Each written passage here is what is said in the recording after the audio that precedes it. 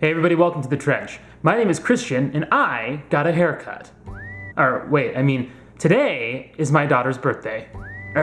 What are we talking about today? The mirror of friendship.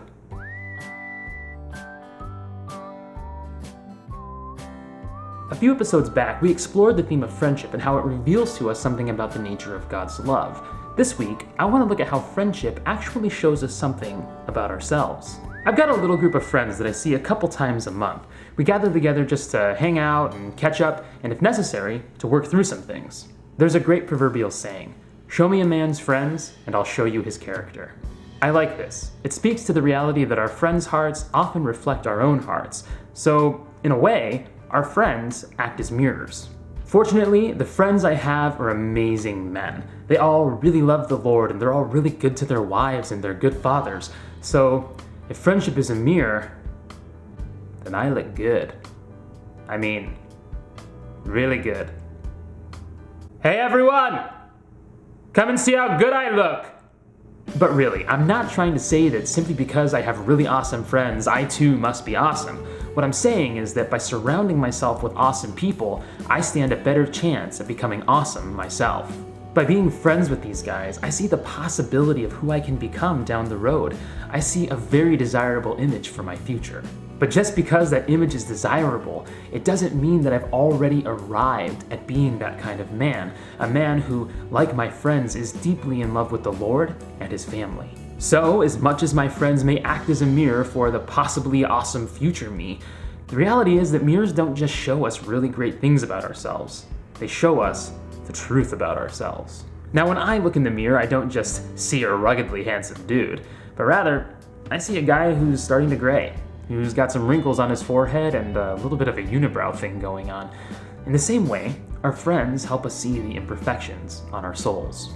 With grace, truth, and love, our friends help us to see the reality of ourselves in a way that often doesn't sting as much as if it were to come from some other close relationship in our lives. And while we do ultimately need to learn how to hear these harsh truths about ourselves from the people who are closest to us and who know us best, our friends are where we get a little bit of practice at learning how to receive difficult news about ourselves. Recently, I got into an argument about books and movies with one of my friends, and while we debated the merits of one over the other, I became visibly heated.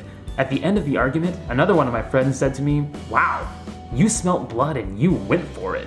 At first, I was a bit taken aback by this comment. But since then, I've begun to realize that I do have a tendency to get upset when people disagree with me. It's something that I regularly struggle with. It is a habitual sin. Hearing that I thirst for blood, even in arguments with people that I love, has not been an easy pill to swallow. But I am grateful that I have friends in my life who love me enough to tell me my faults. Friendship provides a great context for me to see the truth about myself. Surrounded by people that I know love me, I can be emboldened to face the deeply sinful parts of myself because I know that I'm loved, that I'm accepted, even in the face of my yuckiness. And seeing my yuckiness is really the only way that I can do anything about it. Having my sins called out for what they are, I can run to confession and freely admit to Jesus how my heart fails to align with his. It is through the encouragement and the honesty of my friends that I am continually pointed back to Christ, the one who above all else wants to share his own heart with us, who wants to be our friend in the deepest and truest sense of the word. Friendship is a great mystery that can transform our hearts. We see who we can become if we courageously face who we currently are, and if we freely, bravely confess our sins as we strive ever more toward Christ. So join the fight, live orthodoxy, remember to like and subscribe, and join the rest of us inside the trench.